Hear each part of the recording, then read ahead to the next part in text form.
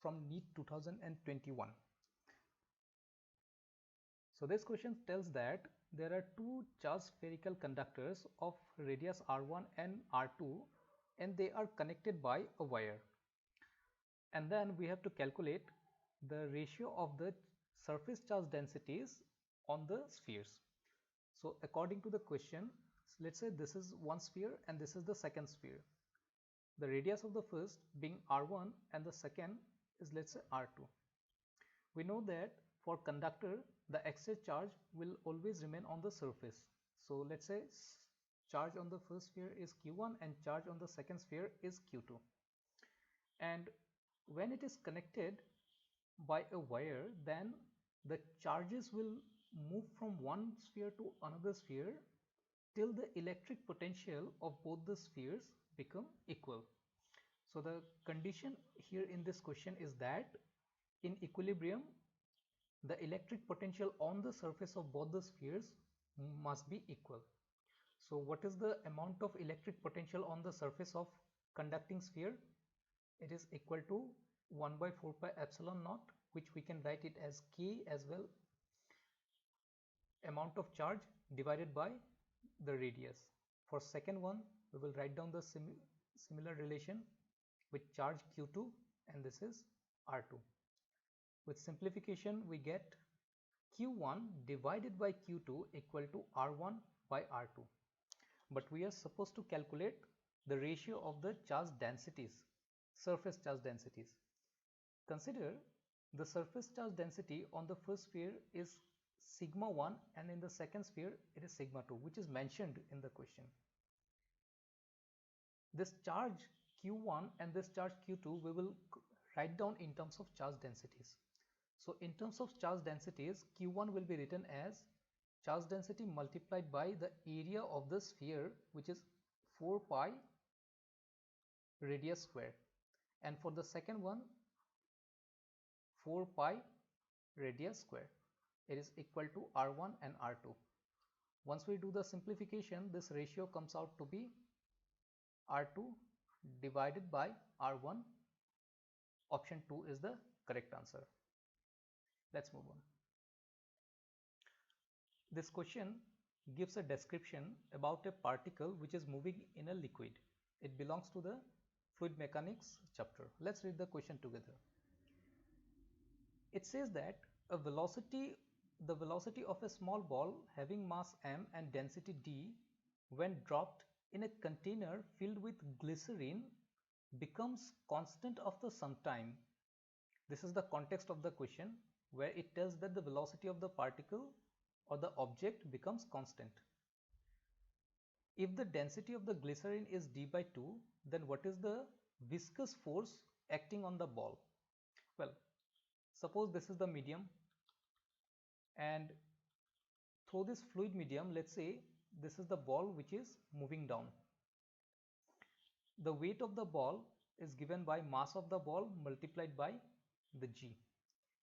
Since we are dealing with the fluid mechanics, we are aware that in fluid mechanics density and volume plays very important role, and thereby let us consider that the volume of this particular object is equal to V and density of the object it is already mentioned as D, which means that mass is equal to volume multiplied by density, and thereby this weight should be equal to VdG. Now according to the question, since it is moving down, three forces will be acting, right? First force which will always act is the buoyancy from the fluid. What is buoyancy? Buoyancy is the amount of, it is the weight of the displaced liquid. Apart from that, along the contact surface, entire contact surface, viscous force will be acting. Now here it tells that the velocity becomes constant after some time. Velocity constant, what does it mean? It means that the acceleration, if the velocity is constant, acceleration has to be 0. Again, if the acceleration is equal to 0, it precisely means that the net force on the object will be 0. And from here we can conclude that this weight of the body must be balanced by the viscous force and the buoyancy. Now, what is buoyancy? Buoyancy, as I told you, it is the weight of the displaced liquid. Weight means mass multiplied by acceleration due to gravity. Now, what is the mass of the displaced liquid? Mass means volume. How much weight fluid has been displaced? This much of fluid has been displaced, which is equal to the volume of the particle, and density of the liquid glycerin is this one. Thereby, I can write that this is VdG by 2, which is again equal to mg by 2. Now I will put it here.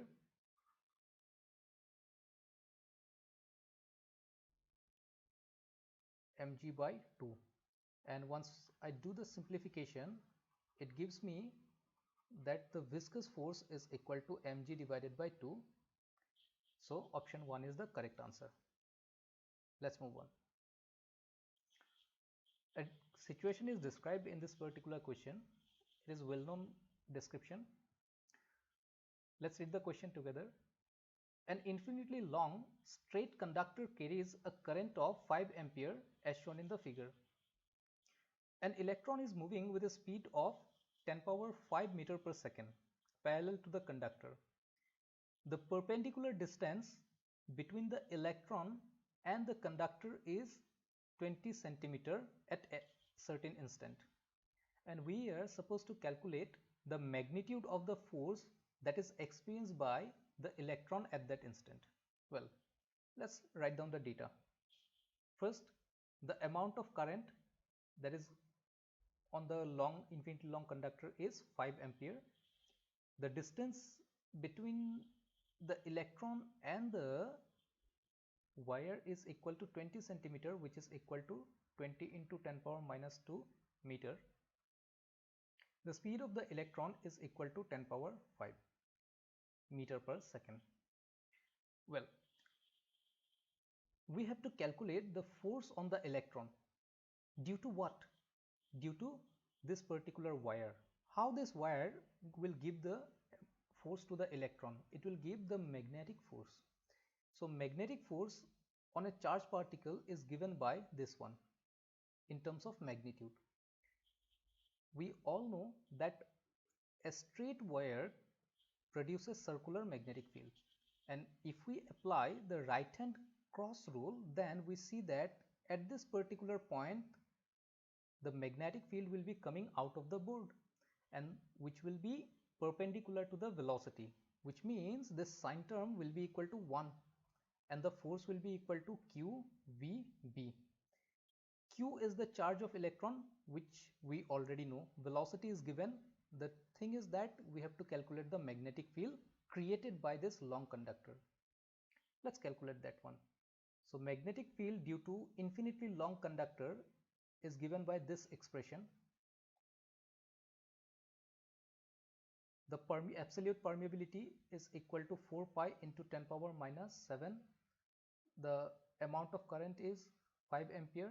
This is 2 pi into 20 into 10 power minus 2.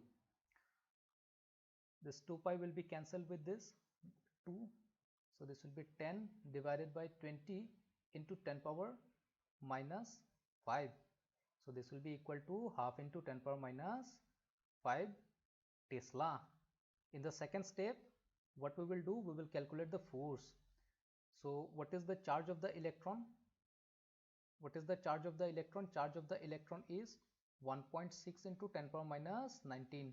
Speed of the electron is 10 power 5 according to the question, and this is half into 10 power minus 5.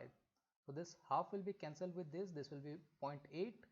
So 0.8 into this 10 power minus 9 and 10 power minus 5, this will be 10 power minus 24 into 10 power 5, which will give us 0.8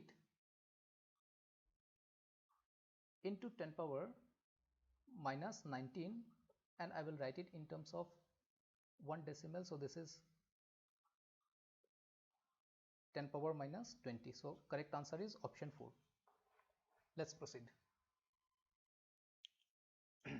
This question tells that we have an electric dipole and the dipole is placed in an external electric field.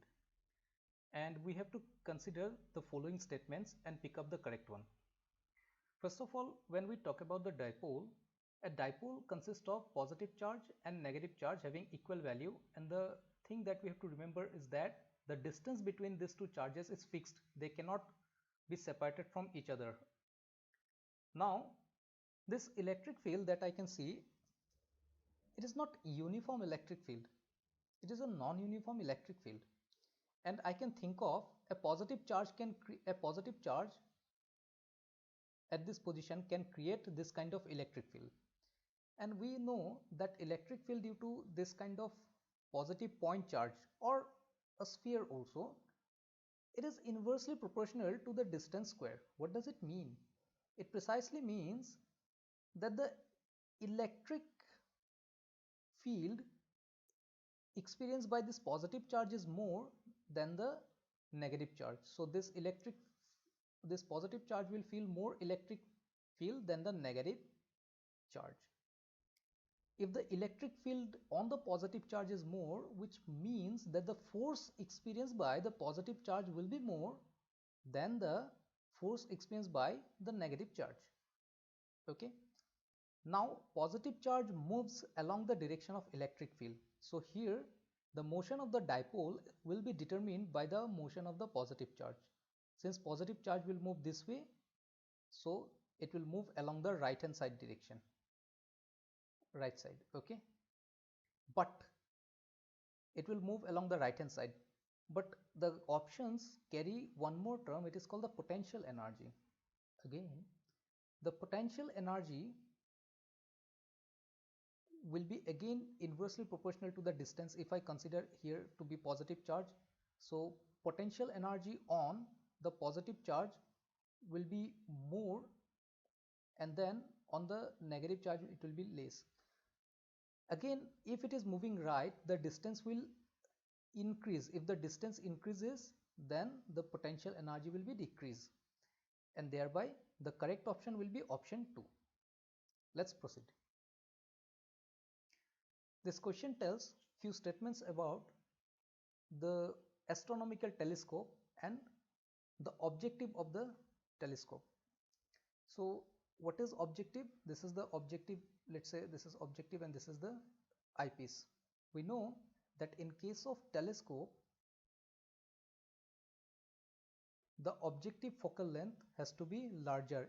We also know that objective size has to be larger. Okay. Now, first statement tells that a large aperture contributes to the quality and visibility of the image. That's true. If the size of the aperture, if the size of the objective is more, then the quality will be increased, because the word quality precisely means the resolution. Next statement tells that the large area of the objective ensures better light gathering. Of course, this is also true. Third statement is similar to one. Large aperture provides better resolution. Yes, resolution depends on the size. It in fact depends on diameter. So all three statements are correct. So option 4 will be correct. Thank you.